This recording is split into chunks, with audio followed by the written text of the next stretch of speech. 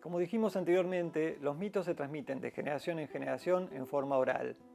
Los griegos distinguen al aedo del rápsoda. El aedo es el creador del poema oral. El rápsoda es quien lo transmite, quien lo relata a un público. El relato del rápsoda pertenecía al campo de la poesía y este se valía de todo tipo de reglas mnemotécnicas para el desarrollo de su historia. En primer lugar, el ritmo. Se apoyaba en un bastón que golpeaba contra el piso o en el sonido de un instrumento de cuerdas. Es muy común y casi abusivo el uso de epítetos, es decir, el uso de breves frases que acompañaban el nombre de un personaje o el de una ciudad. El caso de Homero es conocido. En su Ilíada y Odisea narra una y otra vez a Aquiles el de los pies ligeros o a Micenas la rica en oro. Estos epítetos ocupaban gran parte de la narración e incluso en la Ilíada y en la Odisea constituyen el 30% de los versos. Esto permitía a los rápsodas tomarse un respiro en la memorización de la historia narrada. Por otro lado, es interesante aclarar que ellos no memorizaban la historia palabra por palabra, sino que iban cambiando su relato para adaptarlo a la recepción del público. Esto quiere decir que los rápsodas no solo eran narradores, sino que formaban parte del proceso creativo, de la misma manera que lo eran los aedos. En el siglo VI a.C., el tirano Pisístrato ordenó fijar en escritura los textos homéricos. Paradójicamente, en lugar de conservarlos, podemos pensar que los puso en peligro.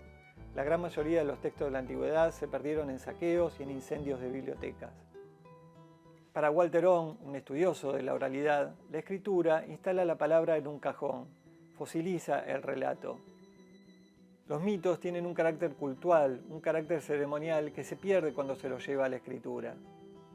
Los mitos son próximos a los ritos.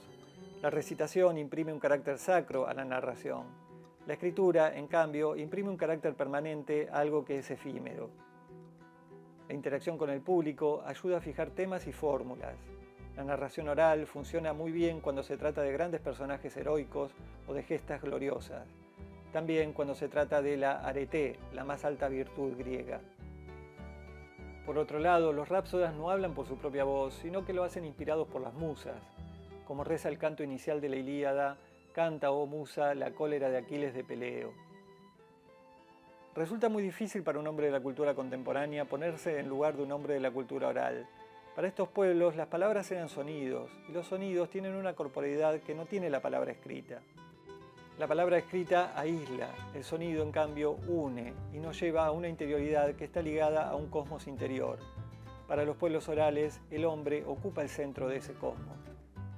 En las culturas orales, el conocimiento debía ser repetido una vez adquirido para no perderlo. En cambio, en las culturas letradas, la escritura sirve para fijar ese conocimiento, para liberar la mente y abrir nuevos espacios para que el pensamiento abstracto y original tenga lugar.